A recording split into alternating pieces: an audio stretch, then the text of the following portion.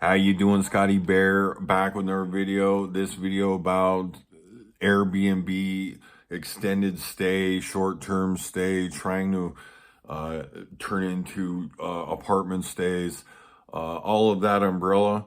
It's kind of wide open thing. I mean, basically, Airbnb is trying to attack this market where, all these lower end motels, Red Roof Inn, Days Inn. I mean, and even lower than that, and short-term stay style like budget suites, Seagull suites. Many of you may be familiar with. That's where Airbnb is trying to attack because there's a big gap. There's budgets or what would maybe consider some sort of budget accommodations, some dusty road town, side of the road motel, a weekly rate, 169 or whatever. And there is this big hole. US is not good at short-term stays. It charges a pretty decent premium.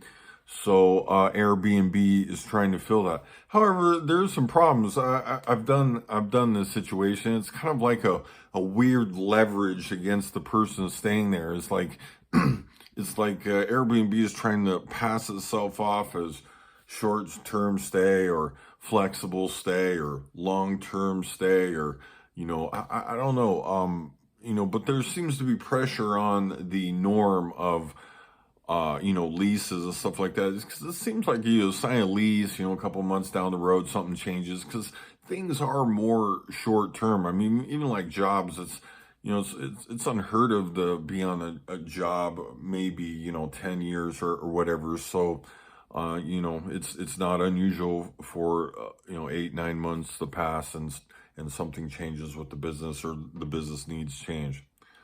So that being said, I got a lot of like Airbnb experiences. My feeling about Airbnb overall is kind of low. I mean, there's been some pretty good ones, and there's been some very meh ones. And, Airbnb being a bit of a distasteful middleman in the situation, seems to rule, whatever is really convenient for them, and not very fair. I've had many of these Airbnbs passed off as, good things. Even actually, a lady Airbnb that I stayed in had a picture of her daughter that left a review on her Airbnb unit, stuff like that. And, it was a very interesting experience overall.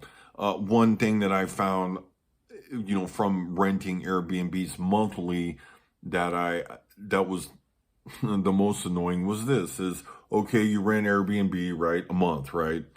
And you're 1 week into your stay, and literally what could happen is somebody goes on the app and rents, the second and the third, and maybe somebody else rents the 22nd and the 24th of the following month. And maybe the host is not very communicated with you. And maybe you halfway decent, think, oh, yeah, okay, the price and, the situation seems okay. I can stay here a couple months, right? So that being said, that gets disrupted, and you are now stuck to finding other Airbnbs, other costs from dealing with these changes. Sorry, I'm damn near choked to death.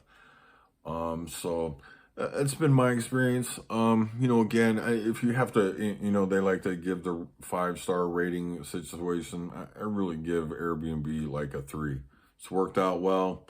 It's worked out poorly. Notably, while it's halfway around the world, worked out really badly for me. So I'm definitely haven't forgotten about that one. Anyway, I hope you enjoyed this video. Have a wonderful Saturday morning.